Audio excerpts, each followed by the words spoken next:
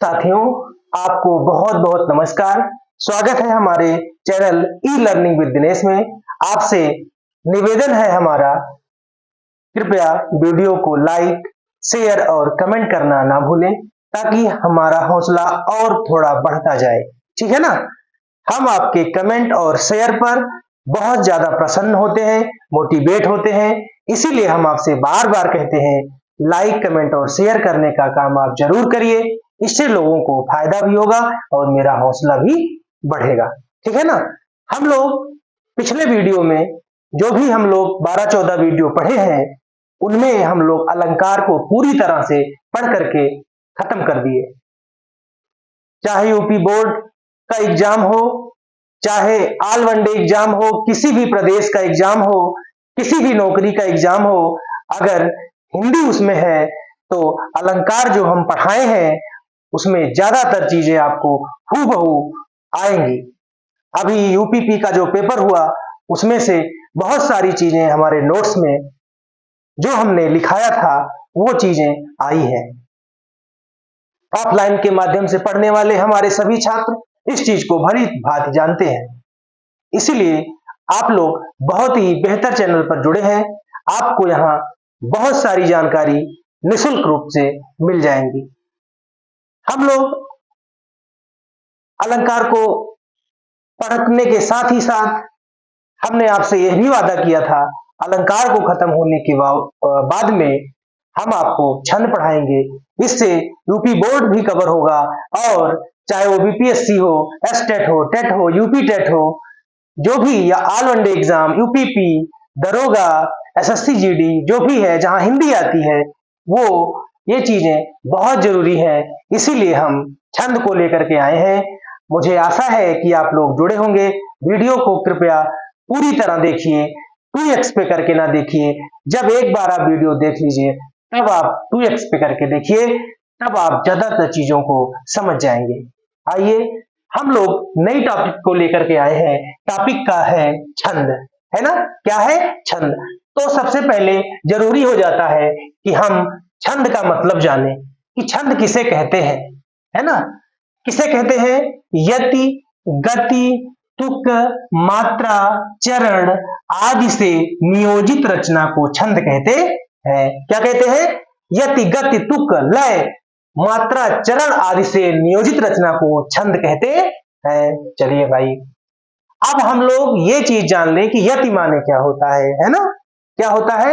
यति माने क्या होता है? तो यति माने होता है विराम, और विराम माने क्या होता है? रुकना। चलिए इसको भी हम पढ़ लेते हैं। यति कहते किसे हैं? किसी छंद को पढ़ते समय जहां रुकना होता है उसे यति या विराम कहते हैं। मान लीजिए कोई भी छंद हम पढ़ रहे हैं, जहां बीच बीच में हम रुके, कॉमा लगा होता है, उसको ही हम यति कहते हैं। यति माने विराम होता है। विराम का मतलब रुकना होता है। चलिए आगे बढ़ते हैं। गति है। गति माने होता है लय। क्या होता है? लय। प्रत्येक छंद को एक ही प्रकार से नहीं पढ़ा जाता है, बल्कि हर छंद को पढ़ने का अलग अलग तरीका होता है, उसे गति या लय कहते हैं।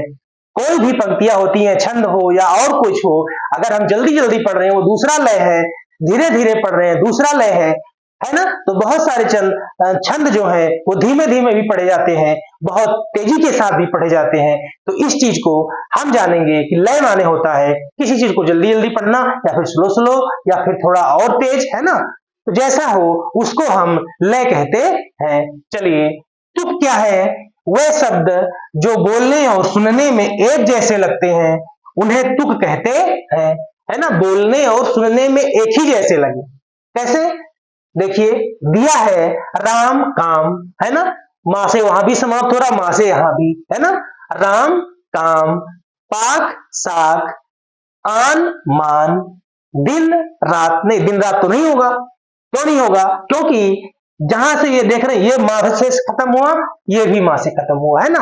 ऐसे शब्दों को लाएंगे जहां पर उसे तुक कहते हैं। जहां पर जैसे मां से समापन हुआ तो अगले शब्द का भी उसी अक्षर से, उसी वर्ण से समापन हो, उसको ही हम क्या कहते हैं?